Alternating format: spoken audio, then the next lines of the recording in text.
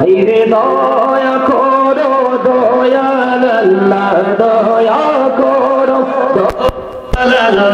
নগো সোনার মদিনা লা ইলাহা ইল্লাল্লাহ লা ইলাহা ইল্লাল্লাহ লা ইলাহা ইল্লাল্লাহ লা ইলাহা ইল্লাল্লাহ লা ইলাহা ইল্লাল্লাহ তুমি কহুরি বনাইলা সফিউল্লাহ তুমি কহুরি বনাইলা নজিউল্লাহ মোর নবীকে বানাইলা তুমি মোর নবীকে বানাইলা তুমি নূর মুহাম্মদ সাল্লাল্লাহ লা ইলাহা ইল্লাল্লাহ লা ইলাহা ইল্লাল্লাহ লা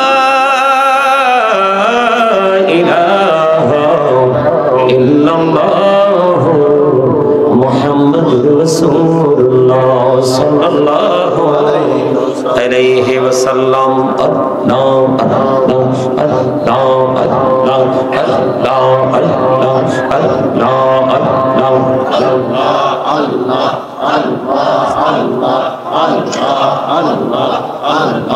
আল্লাহ সামনে আসেন একজন সামনে বসেন সামনে Allah Allah Allah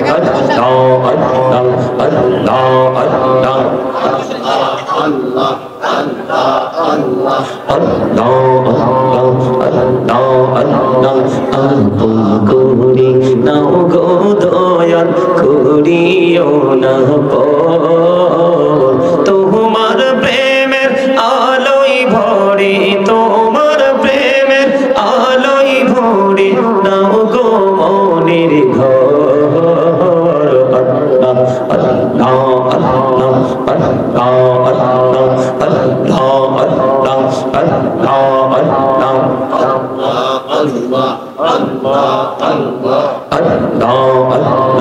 আল্লাহ মনটা শুধু খুঁজে দিবানিসি কেমন করে বলবো রে দয়াল কেমন করে বলবো রে দয়াল তোমায় ভালোবাসি আল্লাহ আল্লাহ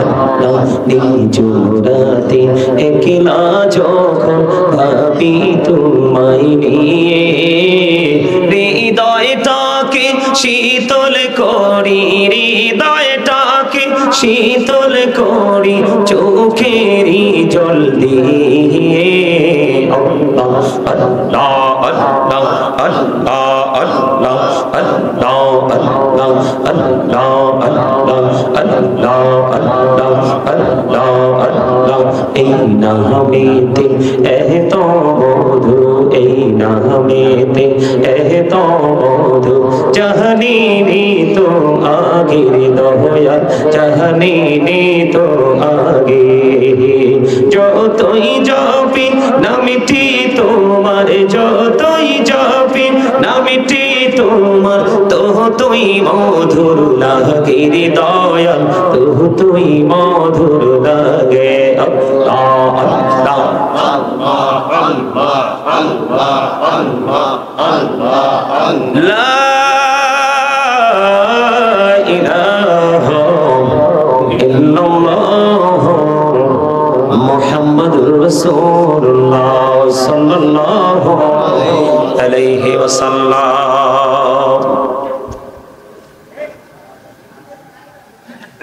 উপস্থিত সম্মানিত উলামায়ে কেরাম, আমন্ত্রিত অতিথিবৃন্দ, দাড়ি পাকা আমার মুরব্বী বাবারা, যুবক ভাইরা, পর্দার অন্তরালে রয়েছেন আমার মা ও বোনেরা, বিশেষ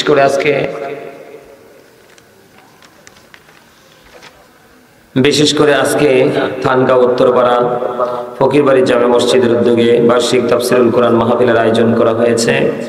আজকে যারা টাকা দিয়ে, পয়সা দিয়ে, অর্থ দিয়ে, বুদ্ধি দিয়ে, শ্রম দিয়ে, সার্বিক সহযোগিতার মাধ্যমে আজকে যারাই জান্নাতের বাগান সাজিয়েছেন, সকলের প্রতি আমার আন্তরিক সালাম। আসসালামু আলাইকুম ওয়া রাহমাতুল্লাহি ওয়া বারাকাতুহু। আপনার এই জান্নাতের বাগান পেয়ে সবাই খুশি? সবাই সবাই খুশি? যদি খুশি হয়ে থাকেন, আমরা এসে এতক্ষণ পর্যন্ত আল্লাহর হাবিবের শানে কয়েক মর্তবা দুরূদ ও সালাম আল্লাহর জিকির করেছি। আল্লাহ রাব্বুল আলামিন দরুদ এবং জিকির করার তৌফিক দিয়েছেন, সেই শুকরিয়া দান সকলে করুন আলহামদুলিল্লাহ। জান্নাতের বাগানে আসার পরে প্রথম কাজ হচ্ছে আপনাকে আদবের সাথে বসতে হবে। কি করতে হবে? আদবের সাথে। আপনারা কি আলোচনা শুনবেন নাকি চলে যাবেন? শুনবেন? তো যদি শুনেন সবাই সামনের দিকে আসেন। এইভাবে জান্নাতের বাগানে বসার কোনো বিধান নাই। আমার পাশে বসে আছে আপনাদের এলাকারই লোক, হয়তো বা উনি, আপনারা যারা সভাপতি আরো মুরব্বীরা আছে আপনারা জিজ্ঞেস করেন ওনাদেরকে।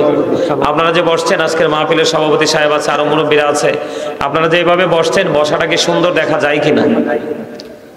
আসেন চাচা, সামনে আসেন। হ্যাঁ হ্যাঁ, সামনে জায়গা খালি রেখে পিছনে বসার কোনো বিধান নাই। আপনি পিছনে বসলে কোনো বেনিফিট নাই। যত সামনে আসবেন ততই আপনি নিয়ামতের অধিকারী হবেন। সবাই আসেন সামনে, এই যে ফাঁকা জায়গাগুলো ফিল আপ করে বসেন। সবাইকে বলছি সামনের দিকে আসেন, সবাই কথা বলবেন না, দয়া করে কি কথা বলবেন না, সবাই সামনের দিকে আগায় বসেন।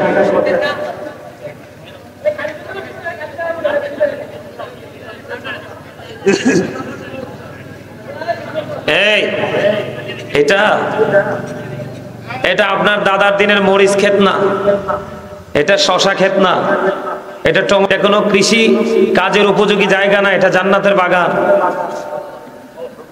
এখানে আপনি গার ফাঁক দিয়ে বসলে হবে না। এখানে আপনাকে বসতে হলে সফটনেস থাকতে হবে, আপনার মধ্যে নমনীয়তা থাকতে হবে। আপনি এখানে কি করতে আসছেন? এখান থেকে কিছু নিয়ামত নিতে আসছেন না? তো যদি নিয়ামতি নিতে আসেন তাহলে আপনাকে সফট হতে হবে, নরম হতে হবে। কথা কি আমার বুঝেন আপনারা? আপনাদেরকে বললাম যে আসে না, এখনো তো বসাটা সুন্দর হয়নি, জায়গাগুলো খালি রাখেন কি জন্য? আজকে যদি এখানে সিনেমা হতো, কোনো গানের আসর হতো, তাহলে কাউকে ডাকাও লাগতো না, এত সুন্দর সামিয়ানাও লাগতো না। আপনারা দাঁড়াইয়ে থাকতেন ঘন্টার পর ঘন্টা। জান্নাতের বাগান সম্পর্কে ধারণা আছে? থাকবে কোত্থেকে? নাই তো। জান্নাতের বাগান সম্পর্কে ধারণা নাই, ধারণা আছে এটা সম্পর্কে। কোনটা? এটা হাসির জিনিস না, এটা শিক্ষার জিনিস। জি বলতে হাসতে হয় না, জি বলতে হাসতে হয় না। এটা এটা ভালো করে বুঝেন। এটা সামনে যখন আসেন, এটার সামনে কথা বলা যাবে না, এখানে পান খাওয়া যাবে না, বুট খাওয়া যাবে না, বাদাম খাওয়া যাবে না। এখানে বসতে হলে এখানে কতজন আসলো সেটা দেখার বিষয় না। এখানে দেখার বিষয় হচ্ছে যারা আসলো তারা কতটুকু মনোযোগী হবে, সেটা হচ্ছে দেখার বিষয়। আপনি কি মনে করছেন এটা একটা শুটিং স্পট? আপনাদের কিছু কিছু মানুষের কাছে মনে হয় এটা একটা শুটিং স্পট। চা দোকানে যেমনি বসেন জান্নাতের বাগানও তেমনি বসতেন। তার মানে চা দোকান আর জান্নাতের বাগানের মধ্যে আপনি কোনো ডিস্টেন্স, এটাকে কম্পেয়ার করতে পারেন নাই আপনি। আপনাকে আমি বলবো 100% সেন্সলেস। শুটিং করতে করতে আজকে কোথায় এসে দাঁড়াইছেন জানেন? আপনার ঘরে চাইয়া দেখেন, আপনার ছেলে মেয়ে বিবি বাল বাচ্চা যা আছে তাদের কাছে ইসলাম নাই। তারা আছে শুধু শুটিং নিয়ে। কথা কি আমার বুঝেন? ইসলামে লেয়াজু মেনটেন করার কোনো সুযোগ নাই। যেটা হ্যাঁ সেটা হ্যাঁ, যেটা না সেটা না, যেটা ইয়েস যেটা ইয়েস সেটা ইয়েস, যেটা নো সেটা নো বলতে হবে। এখন যদি এটা আপনি ইয়েস আর নো বলতে গিয়ে যদি কারো মনে যে লাগে, তাহলে সেটা আপনার আই ডোন্ট কেয়ার, কিছু করার নাই। আমি কি ভুল বলছি? ছেলেরা যখন এটার সামনে বসে তাদের কি দুনিয়ার কোনো খবর থাকে? মিয়া ভাই বলেন, থাকে খবর? কিন্তু মাহফিলে আসলে তোমার দুনিয়ার কত কথা মনে হয়, আর নামাজের কথা মনে হলে তো চুলকানি শেষ নাই। কথা বলেন না কেন? না ভুল বললাম? কারণটা কি জিজ্ঞেস করেন নাই? কারণটা কি নিজের বিবেককে জিজ্ঞেস করেন নাই? আরে আমি তো সিনেমা দেখতে গেলে, টিভি দেখতে গেলে, মোবাইল দেখতে গেলে, পৃথিবীর কোনো রঙ্গমঞ্চ দেখতে গেলে আমার মানসিকতার কোনো পরিবর্তন আসে না, কিন্তু যখন কোনো পবিত্র কাজ করতে যাই তখন আমার মধ্যে এত কি বলবো, হীন মানসিকতা কিভাবে তৈরি হয়। আপনি যদি একটু নিজেকে নিজে নিয়ে একটু অবজারভেশন করতেন তাহলে আপনার মধ্যে অনেক বেশি পরিবর্তন আসতো। আজকে পৃথিবীতে সকল জাতির অবস্থা ভালো, একমাত্র একটা জাতির অবস্থা খারাপ, সেই জাতি হলো মুসলিম জাতি। আপনি মনে করছেন আপনার 5 লাখ 10 লাখ টাকা আছে, এটাতে পার পেয়ে যাবেন? No, impossible. এই চিন্তাধারার মানুষ কখনোই সঠিক চিন্তাধারার মানুষ হতে পারে না। এটা একটা জান্নাতের বাগান, এখানে আসলে গুনাহ মাফ হয়। এখানে আসলে বান্দার সাথে আল্লাহর একটা সরাসরি একটা কানেকশন হয়।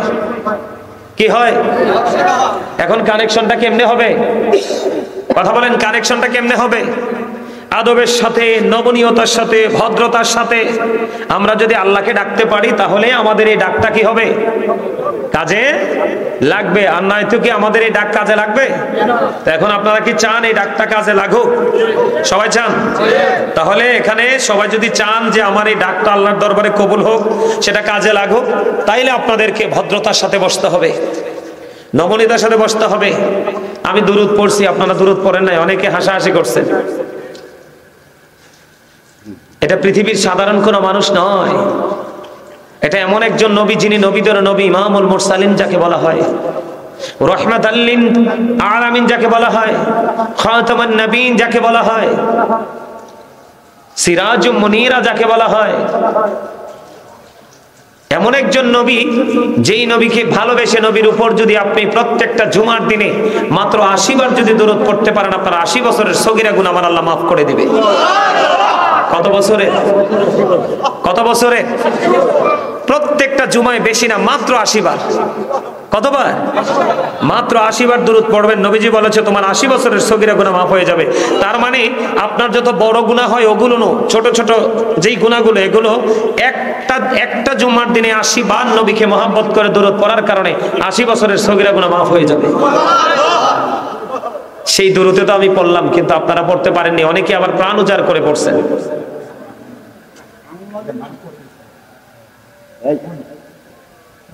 কথা কি বুঝতে পারছেন? এবার আসেন জিকির। দুরূদ নিয়ে আরেকটা হাদিস বলি। আল্লাহ রাসূল বলেছেন, হাদিস খানা এসেছে দাইলামি শরীফের মধ্যে। কি সমস্যা কি আপনাদের? সমস্যা যদি না হয় কথা সব আগে শেষ করবেন। মাহফিল চলাকালীন আবার কিসের কথা? আপনারা যখন কথা বলতে যান কানে কানে সবাই আপনাদের দিকে তাকাই থাকে। এদিকে তাকান, আমার দিকে তাকান, আমি কি বলি শুনেন। আমার আলোচনা শুনতে হলে কন্ডিশন মানতে হবে। আমি আলু ব্যাপারি না, আমি কদু ব্যাপারি না। বছরের পর বছর, বছরের পর বছর সাধনা করে কিতাব দেখে আজকে এই জায়গায় আসছি। আপনারা তো মনে করছেন এটা একটা তামাশার জায়গা। এটাকে তামাশার জায়গা মনে করা যাবে না। আপনি জানেন একজন হক্কানি আলেমকে ভালোবাসলে একটা মানুষের জীবনের পরিবর্তন কিভাবে আসে? এই আল্লাহ রাব্বুল আলামিন কি বলেছে? আমার দিকে তাকান। আল্লাহ রাব্বুল আলামিন বলেছেন, join with my dear people, come to my paradise.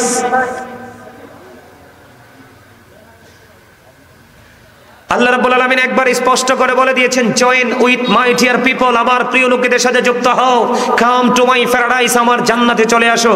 আল্লাহর কোরআন এসেছে, ফাদখুলি ফি ইবাদি ওয়াদখুলি জান্নাতি। আল্লাহর প্রিয় লোক কারা? হক্কানি আলেম এবং হক্কানি আল্লাহর ওলিরা। বলেছে কে? আল্লাহ। আর জোরে বলেন, কে বলেছে? আল্লাহ বলেছেন, তোমরা আল্লাহকে পাওয়ার জন্য উসিলা তালাশ করো। কি তালাশ করো?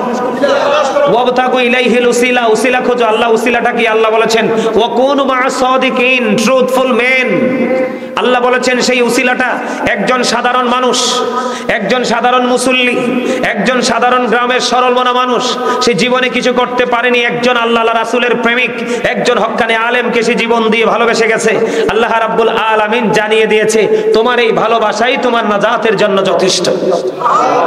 কে বলেছে?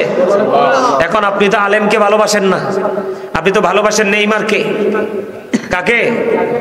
আপনি ভালোবাসেন মেসিকে, আপনি ভালোবাসেন কোন সুপারস্টার সিনেমার নায়ককে, আপনি ভালোবাসেন কোন সিঙ্গারকে। কথা বলেন না কেন? আমি আপনাদেরকে বলি, বর্তমান সময়ে যে ছেলেরা, আমাদের বাংলাদেশের ছেলেরা সব জায়গায়, আপনারা চান্দিনা বলেন, কুমিল্লা বলেন, ঢাকা বলেন, নোয়াখালী বলেন, 64-65 জেলা বলেন, সব জেলার বাংলাদেশের মুসলমান ছেলেদের অবস্থা একই রকম। এরা ম্যাক্সিমামই নষ্ট, এরা ম্যাক্সিমামই দুষ্ট, এরা ম্যাক্সিমামই পথভ্রষ্ট। আপনারা আবার আলোচনা খুঁজে দেখবেন, প্রত্যেকটা আলোচনায় আমি এই বিষয়গুলো নিয়ে কথা বলি। কেন জানেন? কারণ এই যুগে মুরব্বীদের অন্তরে যেইটুকু আল্লাহ রাসূলের প্রেম খুঁজে পাওয়া যায়, এই যুগের ছেলেদের কাছে তার সরিষা পরিমাণও নাই। কথা বলেন না কেন? আছে? আছে নাই? কেন নাই? ওই যে একটু আগে দেখাইলাম যেটা, এটাই দেশ ধ্বংস করে দিছে। জীবন শেষ, যৌবন শেষ, ফিউচার শেষ। আমি যেটা আপনাদেরকে বলতে চেয়েছি, আমার আলোচ্য বিষয় এগুলো নয়। আপনাদের উদাসীনতা দেখে, আপনাদের যেই মানসিকতা দেখে আমি কথাগুলো বলছি, আমার নির্দিষ্ট সময় থেকে এগুলো মাইনাস হচ্ছে, তারপরে কথাগুলো বলা আপনাদের প্রয়োজন, কারণ আমার জীবনে প্রথম আপনাদের এদিকে আসা। আমার কথা বুঝতে পারছেন? আজকের এই আলোচনা, জুম্মার খতিবের আলোচনা, বিভিন্ন ধর্মীয় অনুষ্ঠানে আমরা যারা বসি, আমাদের যে উপস্থিত হয় আলোচনা, এই আলোচনা থেকে হেদায়াত, এই আলোচনা থেকে শিক্ষা, এই আলোচনা থেকে ইনস্ট্রাকশন, এটা নেয় কে জানেন? বিবেকবান যারা, তারা। কারা? যাদের বিবেক আছে, যাদের বুদ্ধি আছে, যাদের বিচক্ষণতা আছে, তারা যারা চালাক, তারা এইসব প্লেস থেকে তারা শিক্ষা নেয়। আর যারা সেন্সলেস, বিবেকহীন, তাদের এখানে আসা বা না আসা, বসা বা না বসাতে কিচ্ছু যায় আসে। কথা কি আমার বুঝেন আপনারা? আমি আপনাদেরকে বলি, আমরা এই মুহূর্তে যে অবস্থায় দাঁড়িয়ে আছি, প্রত্যেকটা জায়গা আমরা ইহুদিদেরকে ফলো করছি। কাকে? কথা বলেন, কাকে? ইহুদিদেরকে ফলো করছি। কাকে? ইহুদিদেরকে ফলো করছি। যেমন এক্সাম্পল যদি নেন আপনি, যেমন এই যে আপনাদের এখানে ছেলেরা আছে, প্রত্যেকটা ছেলের মাথার চুল কাটার স্টাইল দেখবেন, মাথার তালুটা কারুরটা বাবুই পাখির বাসার মতো, কারুর কানের গোড়া আবার ডিজিটাল রেল লাইনের মতো, ব্রড গেজের যে রেল লাইনগুলো, রেল লাইনের মতো, কারু আবার মাথার তালুটা ধান জারার কুলার মতো। কিসের মতো? এটা হাসির জিনিস না, বোঝার জিনিস। বোঝেন, আমি এক্সাম্পল দিচ্ছি। আপনারা হয়তো মনে করতে পারেন যে হুজুর আপনি শুরুতে এখানে কেন? পাশের দেশ ভারত দেখেন আমাদের বাংলাদেশকে গিলে খাওয়ার জন্য কি ষড়যন্ত্র করছে। কথা বলেন না কেন? আবার আমার দেশের ছেলেরাই ভারতের হিন্দি নায়কদের শুটিং করা গান নিয়ে তারা নৃত্য পরিবেশন করছে। কথা বলেন না কেন? তাহলে আমি কি করলাম? আমি আমার শত্রুকে অন্তরে ধারণ করলাম, শত্রুকে লালন করলাম, এটাকে কন্টিনিউ আমি একটাকে রিহার্সালের মধ্য দিয়ে আমার জীবন অতিবাহিত করলাম। তাহলে এটা কি কখনো কোনো মুসলমানের ক্যারেক্টার হতে পারে? কথা বলেন, কোন মুসলমানের ক্যারেক্টার হতে পারে? এই দাঁড়ান, গেলাম আমি, মাথা থেকে নেমে গেলাম, এখানে কি ইসলাম আছে না ইহুদি ঢুকছে? আমার কথা বলে না, ইহুদি ঢুকছে। ইহুদি মাথায় কি? ইহুদি। আবার আসেন দাড়ি রাখার স্টাইল, আমাদের অনেক ছেলেরা দাড়ি রাখে।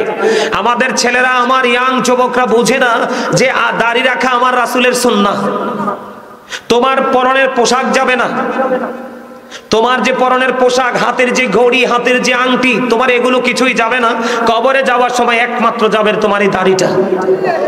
তাহলে তুমি দাড়িটাকেও কলঙ্কিত করে দিয়েছো বেঈমান কাফেরদেরকে ফলো করতে করতে। আমাদের এক মুষ্টি পরিমাণে দাড়ি রাখা কি সুন্নাহ?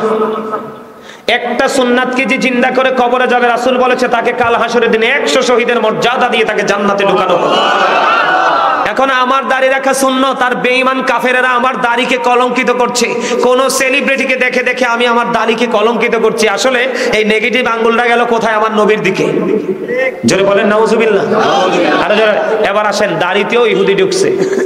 দাড়িতে কি ঢুকছে?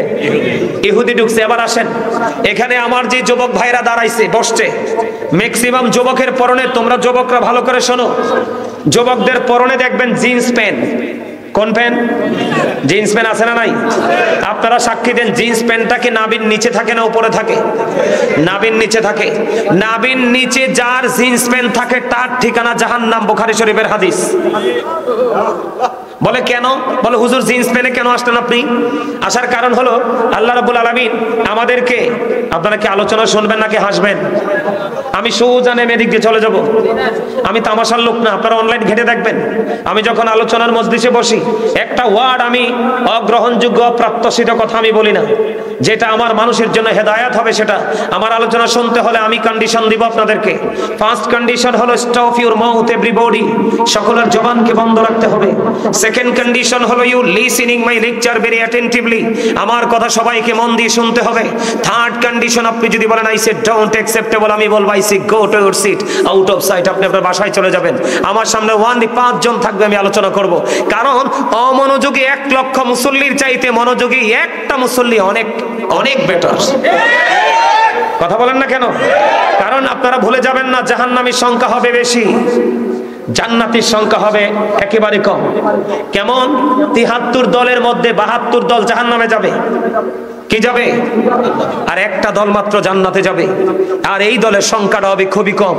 দিন যত সামনের দিকে এগিয়ে যাবে, দিন যত সামনের দিকে আসবে, কিয়ামত তত কাছে আসবে, মসজিদে মুসল্লি তত কম হবে, সত্য কথা বলার মানুষের সংখ্যা কমে যাবে, গান বাদ্যযন্ত্র বেড়ে যাবে, বাবা মার সাথে বেয়াদবি দিন দিন বেড়েই চলবে।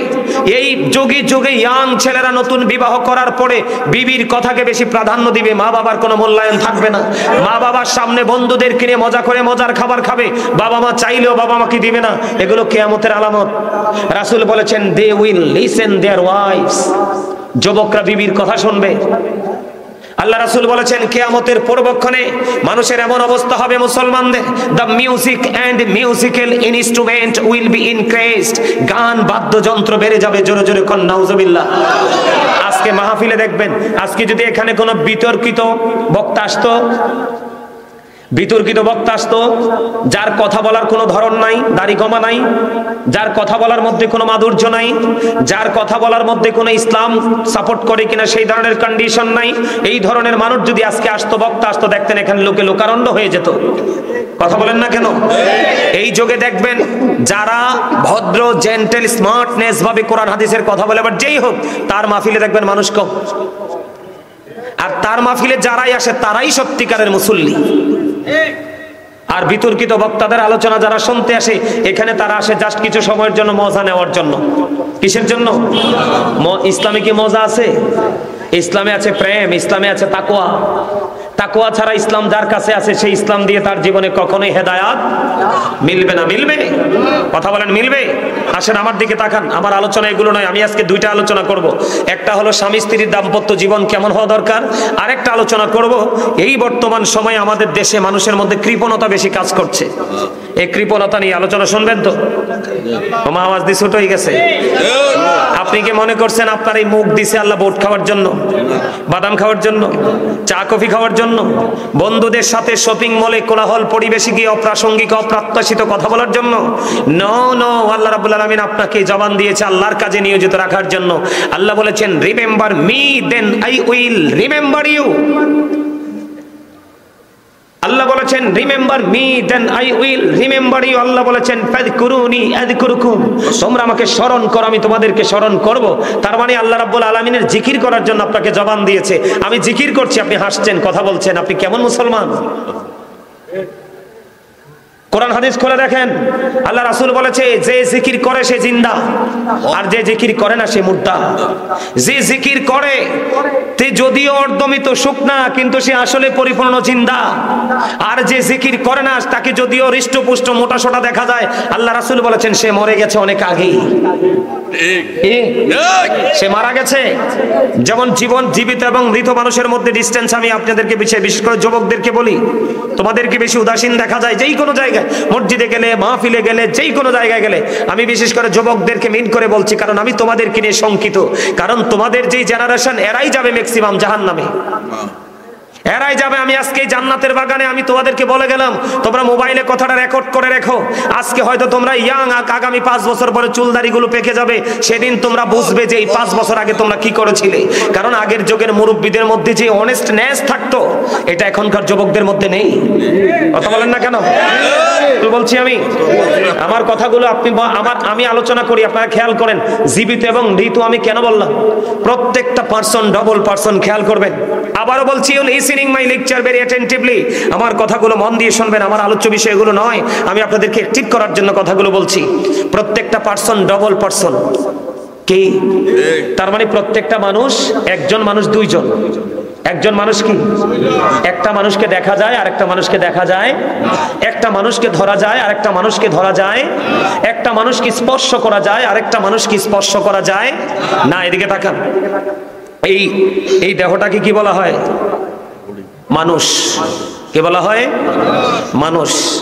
মানুষটাকে ইংলিশে কি বলা হয়? ম্যান অথবা পার্সন, যেটাই বলেন আপনি। আল্লাহর কোরআনের ভাষায় যদি বলি মানুষটাকে কি বলা হয়? কখনো আল্লাহ বলেছেন ইয়া আইয়ুহান নাস, আবার কখনো বলেছেন ইনসান। এই ওয়ার্ড মিনিং শব্দ যদিও ব্যতিক্রম, মিনিং কিন্তু একটাই, মানুষ। কি কথা বলবেন? কি আপনারা জানেননি এটা যে একটা ক্লাস? জি জি। সবাই জানেন এটা যে একটা ক্লাস?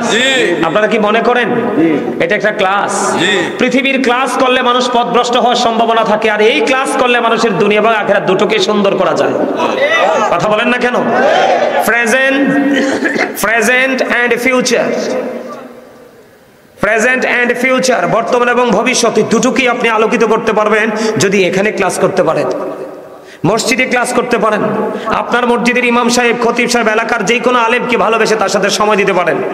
আমার দিকে তাকান, এটা হলো একটা মানুষ। এই মানুষটার ভিতরে আরেকটা মানুষ থাকে। এই মানুষটার ভিতরে আরেকটা মানুষ আছে, সেই মানুষটার নাম হলো রূহ। ইংলিশে এটাকে বলা হয় সোল, বাংলাতে এটাকে বলা হয় আত্মা। আল্লাহ রাব্বুল আলামিন বলেছেন, say the soul is the order of my lord. আল্লাহ বলেছেন, কওলির রূহু মিন আমরি রব্বি, first tense, present tense, future tense, অতীত, বর্তমান, ভবিষ্যৎ। খেয়াল করেন কথাগুলো। যখন আপনার আমার রূহটা ছিল আলমে আরোহায়, ফার্স্ট টেন্স, তখন দেহ ছিল বাবা মায়ের মাঝে, তখন কিন্তু আপনি আমি মানুষ ছিলাম না। কারণ দেহ আর আত্মা যখন দুই জায়গায় থাকে তখন সে মানুষ থাকে না। যখন দুটি এক হয় তখন সে মানুষ হয়। যখন রূহ আসলো বাবা মায়ের ওদরে, তখন আপনি আমি মানুষ হয়ে পৃথিবীতে আসলাম। 7 দিনে আপনার আমার নাম রাখা হলো, সেই নামে আমাকে আজ পর্যন্ত ডাকা হচ্ছে। তার মানে যতদিন পর্যন্ত দেহ এবং আত্মা দুটো একসাথে, ততদিনই আপনি আমি মানুষ। আবার একদিন এই নাম ডাকতে ডাকতে ডাকতে ডাকতে হঠাৎ একদিন আপনার দেহ থেকে যে মানুষটা ভিতরেরটা, যেটাকে ধরা যায় না, ছোঁয়া যায় না, সেই মানুষটা একদিন অচিনপুরি চলে যাবে, আপনাকে না বলে। সেটা আপনি আমি জানি না। কেউ যাবে কি যাবে না? কথা বলেন, যাবে কি যাবে না? যেদিন এই পাখিটা আপনার আমার মধ্য থেকে মাইনাস হয়ে যাবে, ডিভাইড হয়ে যাবে, তখন কিন্তু আপনার আমার আবার নাম থাকবে না। যদিও কেউ ডাকে, নামটার আগে যুক্ত হবে মরহুম। তার মানে I am dead, you are dead. আপনি আমি আমরা সবাই মৃত। কথা বলেন না কেন? আপনি আমি সবাই কি মৃত। এখন বলেন, আত্মা দেহের মধ্যে আসছে যখন, তখন আমি মানুষ। আবার যখন দেহ থেকে আত্মাটা বের হয়ে গেছে, তখন আমি আর মানুষ না। তাহলে মানুষের আসল সত্তা কি তার দেহ নাকি তার আত্মা? কথা বলেন না কেন? মানুষের আসল সত্তা কি? মানুষের আসল সত্তা হলো তার আত্মা। তাহলে আপনাকে এখানে কি দেহের পাশাপাশি আত্মাটা রাখা দরকার না? আপনার মানসিকতা যদি এখানে না থাকে, আপনি কি এখানে বসে কোনো লাভ নিতে পারবেন? আপনি কি এখান থেকে বেনিফিশিয়ারি হতে পারবেন? পারবেন না। তাহলে আপনাকে মনে করতে হবে আপনার রুহের, আপনার আত্মার গতি, মনের গতি কোন দিকে, সেই দিকে খেয়াল করে আপনাকে এখানে বসতে হবে। কারণ আপনার আমার দেহের ক্ষয় আছে, বিনাশ আছে। আপনার রুহটা যখন ওপারে যাবে,